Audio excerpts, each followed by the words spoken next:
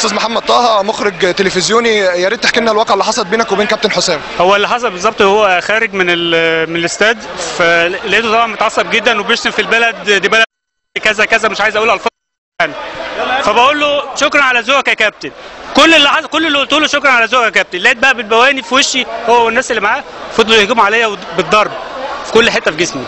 عايز اقول لك ان انا وشي كله باظ وجنابي برجليهم، والنضاره طبعا اتكسرت، بس مش اكتر من كده يعني، مش اكتر من كده. استاذ محمد انت حضرتك هتعمل ايه دلوقتي؟ ايه الاجراء اللي ممكن هتعمله؟ والله هو انا يعني القانوني الناس دي اتهجمت عليا بدون وجه حق، انا هروح امسك المحضر واشوف ربنا ييسر، شوف اللي هيحصل يعني.